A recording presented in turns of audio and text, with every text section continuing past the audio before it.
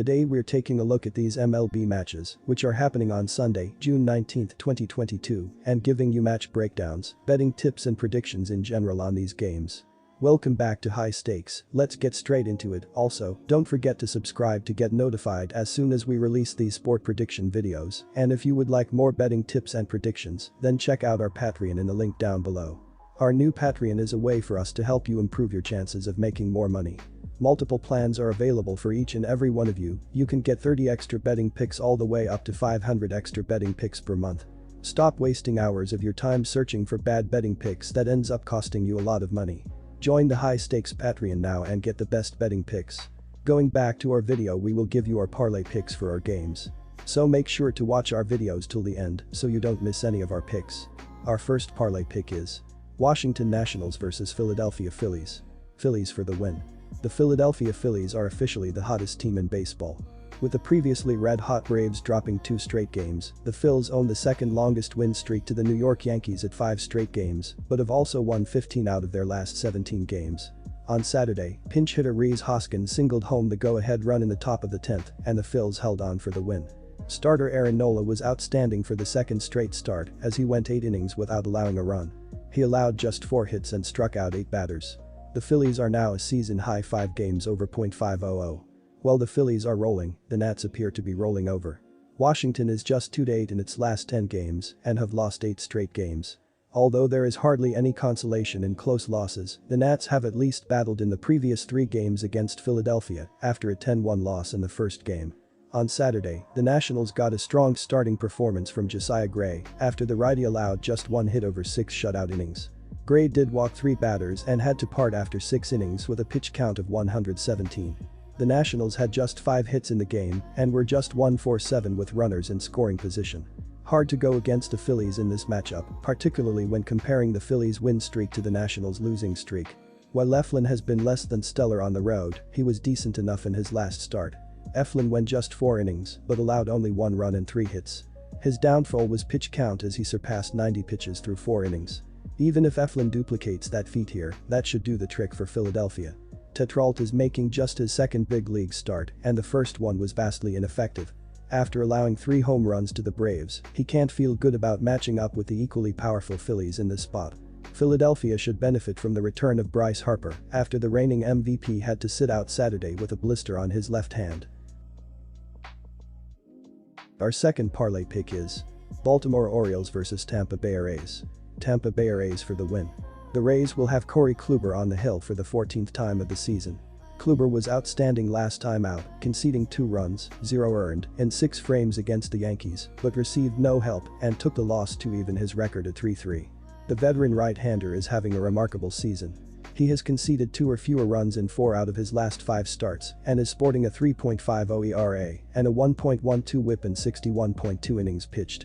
Kluber has allowed 2 runs in 7.2 innings against the Orioles this season and is 5-1 with a 3.07 ERA in 73.1 CARA innings against the rivals. Jordan Lyles will take the mound for the 14th time of the season. Lyles had trouble again in his previous start, conceding 4 runs on 5 hits in 6.1 innings against the Blue Jays and was able to collect the win to improve to 4-5. The veteran right-hander has squandered a total of 17 runs in his last 4 starts and has registered a poor 5.10 ERA and a 1.52 WHIP in 72.1 innings of work. Lyles allowed 5 runs in 5 innings against the Rays in April and is 0-1 with a 4.29 ERA in 21 career innings against the foes. This pitching matchup heavily favors Tampa Bay. Rays starter Corey Kluber has been dominant recently, allowing a total of only 5 runs in his last 4 starts, spanning 23 innings of work. He features a strong 3.07 career ERA against the O's. The Tampa Bay Rays have scored 8 runs in their last 3 games and 4 or more runs in 5 of their last 10 games.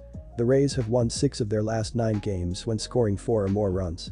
Randy Arozarena leads the Rays with 62 hits and 31 RBI, while Manuel Margot and Yandy Diaz have combined for 107 hits and 40 RBI. Corey Kluber gets the ball, and he is 3-3 with a 3.50 ERA and 54 strikeouts this season. Kluber is 5-1 with a 3.07 ERA and 79 strikeouts in his career against the Orioles. The Baltimore Orioles have scored 17 runs in their last 3 games and 4 or more runs in 6 of their last 8 games. The Orioles have won 6 of their last 9 games when scoring 4 or more runs. Austin Hayes leads the Orioles with 67 hits and 37 RBI, while Cedric Mullins and Trey Mancini have combined for 130 hits and 50 RBI. Jordan Lyles gets the ball, and he is 4-5 with a 5.10 ERA and 62 strikeouts this season. Lyles is 0-1 with a 4.29 ERA and 11 strikeouts in his career against the Rays. Furthermore, Orioles starter Jordan Lyles continues to struggle. The right-hander has surrendered 17 runs in his last 4 starts, 19.2 innings. The Rays scored 5 runs against him in a 5-3 win earlier this season.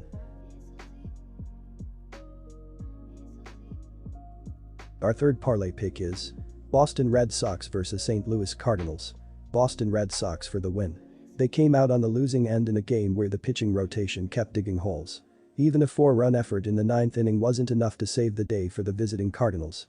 So the pitching needs to be reliable in Sunday's finale, and that starts with a right-handed diamond out of Mission Viejo. Can Pallante continue to play beyond his years and help build a little momentum for a Cardinals team that desperately needs it? He's throwing a 1.46 ERA with a 2-1 record and 1.41 WHIP. Even though he's coming off a loss to the Pittsburgh Pirates, his pitching has looked promising in previous back-to-back starts against the Cincinnati Reds and Chicago Cubs.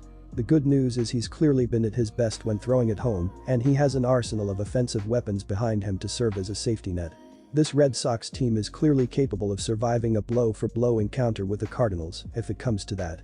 But that might not even be the case if Pivetta can piece another gem together for the team in the finale. He's throwing a 3.50 ERA on top of a 6.5 record with 72 strikeouts to his name this season. It's worth noting Red Sox center fielder Enrique Hernandez is still battling a hip injury and listed as out for this game. Andre Pallante has a bright future in the big leagues if he stays on track. He isn't afraid of the moment, and he's made some big-time throws with the spotlight hanging overhead. But Sunday's game against the Red Sox at Fenway Park will without question be his toughest start. It's a difficult spot to be in on the road against one of the league's most explosive offensive teams. Keep in mind that this is also an offense that couldn't get anything going on Saturday night. So there will be plenty of motivation at the plate for the Red Sox to get that last game back with a much better overall offensive showing.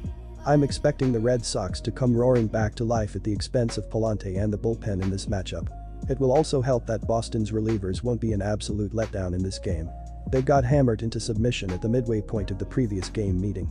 Pivetta won't be as efficient as he was against Oakland, but he'll turn in a good enough effort at Fenway Park, with the Red Sox offense stealing the bigger headlines.